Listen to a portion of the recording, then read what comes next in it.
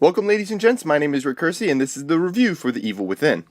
At first I couldn't make up my mind if this game was good or bad. With a bad and confusing story added with a level of frustration with the gameplay, I found myself having no trouble taking frequent breaks. As I ventured further and further into the game, I slowly started to enjoy myself more and more until I had trouble putting the game down entirely. It seemed as if the developers drew a line between gameplay and story and instructed their team to focus heavily on one and the other would just come together on its own.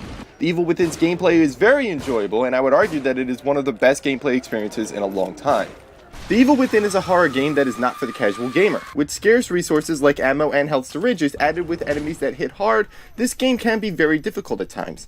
Dying constantly can be annoying, but for me, a situation never felt impossible to accomplish. It was never a Dark Souls level of hard. During one section that I was stuck in for a good amount of time, I died a lot, but every attempt at the area I got even further than the last.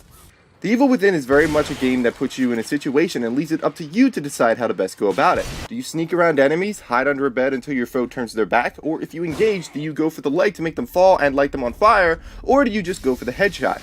Every move you make is a calculated risk. Firing your weapon not only consumes valuable ammo, but can also alert nearby enemies. I hugely enjoyed the slow, careful approach that took up most of the encounters in this game. I also very much liked the boss battles. Each one felt like its own unique experience. Some bosses you'll have to study their behaviors and battle it by unloading what ammo you do have into it. Others require the use of your environment to overcome. This makes for hugely tense moments that adds very much to the horror side of survival horror. In fact, a few stages in the game had me creeped out so much that I would just simply jump when an enemy happened to be around a corner. The creepy environments, awesome enemy designs, and unnerving sounds added to the horror in this game. Survival horror is what The Evil Within is. It's where it's at its best. But there were often times when, for whatever reason, I felt the game would often forget this fact and be under the impression that it was suddenly an action game. For most of the first half, enemies will ambush you in waves and the game will demand they all be killed before being allowed to advance. This heavily contradicts the way I was originally playing the game. No longer did my slow approaches and saved up ammo matter. It all had to get thrown out the window during these sequences. The fact that these combat-heavy scenarios existed didn't bother me, it was how often they occurred. It broke from the formula of what was making the game so good, and it left me a bit annoyed as the degree of difficulty meant I did die during these sections. A lot. Another thing I really enjoyed was the leveling system. Throughout your travels, you will uncover a resource known as green gel that is used to upgrade your character. You can add to your total health or increase the damage of weapons, add more time to your sprinting ability, or increase how much ammo you can hold for a particular weapon. There aren't a ton of options, but it also helps support whatever playstyle you prefer.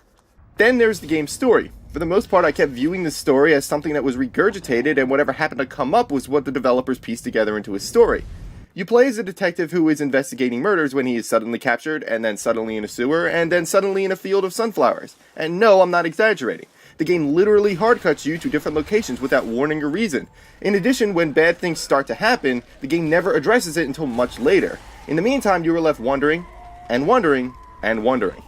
When the game finally does start addressing things, the story starts to take shape.